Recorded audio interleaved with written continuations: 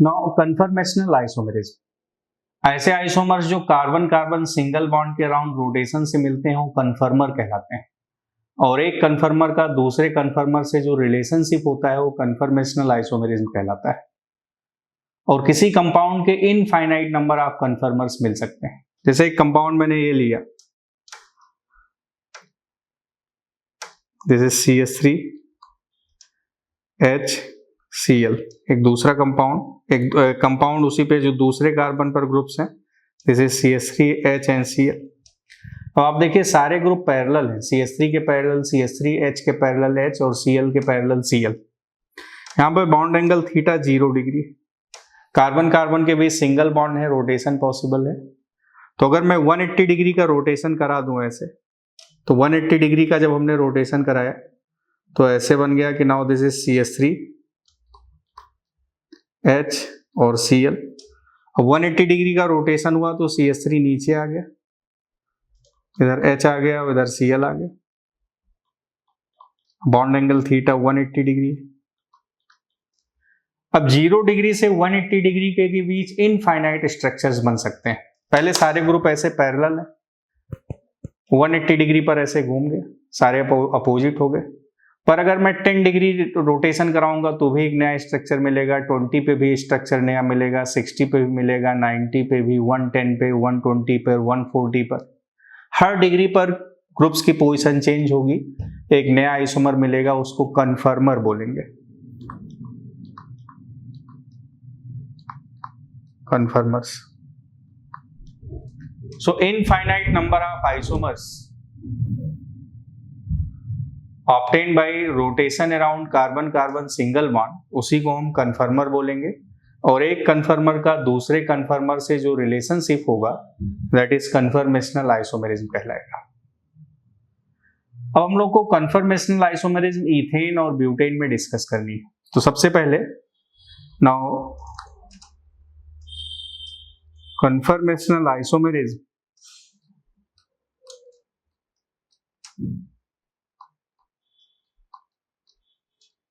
इन ethane, ethane में conformational isomerism,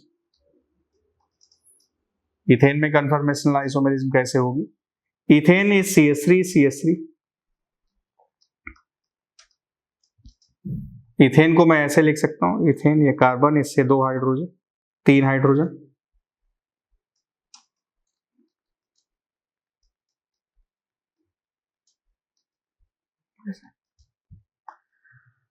अब इसको इस तरह के रिप्रेजेंटेशन को सॉहॉर्स रिप्रेजेंटेशन बोलते हैं। This is sawhorse representation.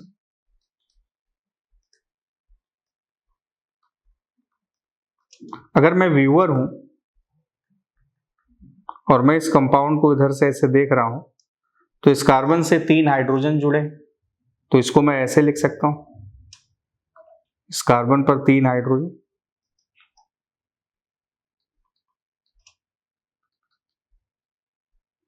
और जो पीछे वाला कार्बन है ये वाला, इस पर भी 3 हाइड्रोजन है जो कि फ्रंट वाले कार्बन से एकदम पैरेलल है। तो पीछे वाले कार्बन के तीनों हाइड्रोजन्स को मैं सर्कल से उस कार्बन को ऐसे दिखा देता हूं, उसके तीनों हाइड्रोजन इसके जस्ट पैरेलल हैं, तो उसको मैंने ऐसे डॉटेड लाइन से दिखा दिया।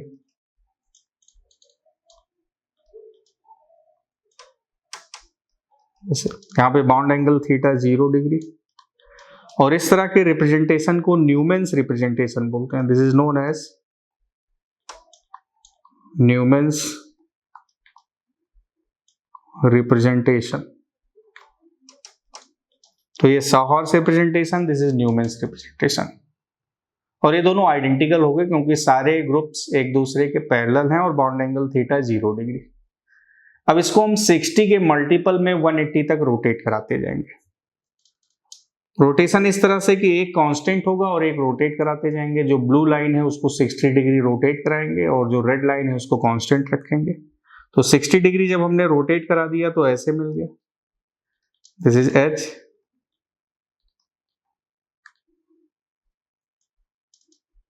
ये यहां आ गया, ये यहां पर आ गया, यहां पर आ गया, यहां थीटा 60 डिग्री होगी। फिर 60 डिग्री का अगर मैं रोटेशन करा दूं तो हमें ऐसे मिल जाएगा, दिस इज H NH,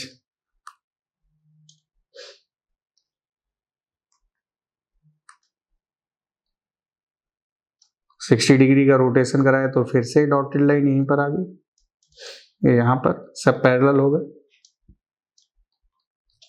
यहाँ पर थीटा इक्वल टू 120 डिग्री, और फिर 60 डिग्री का रोटेशन करा दें तो फिर से हमें ऐसे मिल जाएगा, दिस इज एच,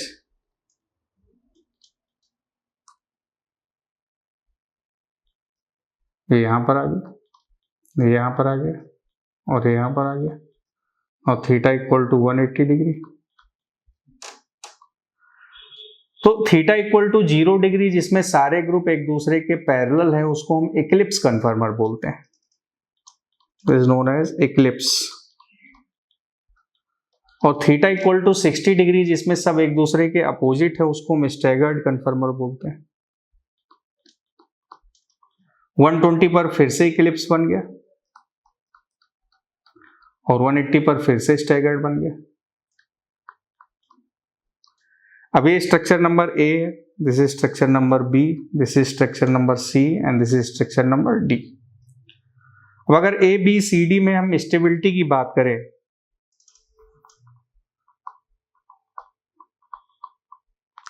तो बी की स्टेबिलिटी ए से ज्यादा है, क्योंकि बी में सारे ग्रुप अपोजिट हैं और ए में सब पैरेलल है। ए में सब पैरेलल है तो दोनों के बीच बॉन्ड पेयर रिपल्सन होगा, तो ए की स्टेबिलिटी कम, बी की स्टेबिलिटी ज्यादा। और बी और डी आइडेंटिकल है तो बी और डी की स्टेबिलिटी ए और सी से ज्यादा। और अगर एनर्जी की बात करें तो ये रिवर्स हो जाएगा, तो ए और सी की एनर्जी ज्यादा होगी और बी और डी की एनर्जी ऐसे, जिसकी स्टेबिलिटी ज्यादा उसकी एनर्जी कम। अब अगर हम एनर्जी वर्सेस बॉन्ड एंगल का एक ग्राफिकल रिप्रेजेंटेशन दिखाएं, this is bond angle, this is 0 degree, 60 degree, 120 degree, 180 degree and this is energy.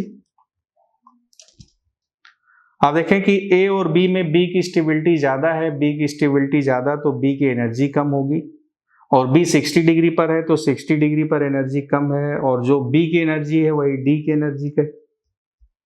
ए और सी की एनर्जी ज्यादा है तो ये ए की एनर्जी है और ये सी की एनर्जी है। अब देखिए जब हम ए से सी की तरफ, ए से बी की तरफ जाते हैं तो एनर्जी ऐसे घटती है, बी से सी की तरफ एनर्जी बढ़ती है, फिर सी से डी की तरफ एनर्जी घटने लगती है। Now this is energy of structure A, this is energy of C, this is B and this is D.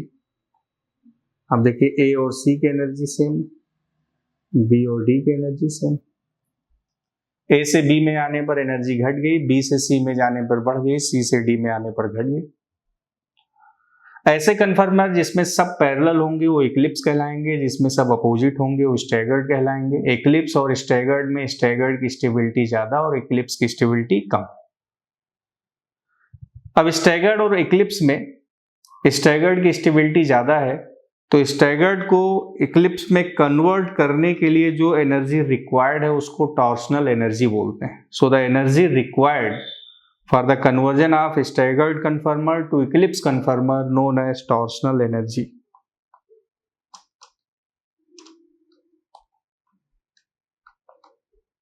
Torsional energy, अगर आपसे पूछा जाए कि टॉर्सनल एनर्जी क्या है तो आप बोलेंगे the energy required for the conversion of staggered to eclipse, या दूसरे वर्ड्स में हम ये भी बोल सकते हैं कि इक्लिप्स और स्टैगर्ड कन्फर्मर के बीच जो एनर्जी डिफरेंस होता है उसको हम टॉर्सनल एनर्जी बोलते हैं। और जब आप स्टैगर्ड को इक्लिप्स में कन्वर्ट करेंगे तो सारी वैलेंसीज पैरेलल होंगी, इनमें रिपल्सन जनरेट होगा दोनों एच में, तो इनको इसमें स्टैगर्ड को इक्लिप्स में बदलने पर जो स्ट्रेन डेवलप होता है उस स्ट्रेन को हम टॉर्सनल स्ट्रेन भी बोलते हैं।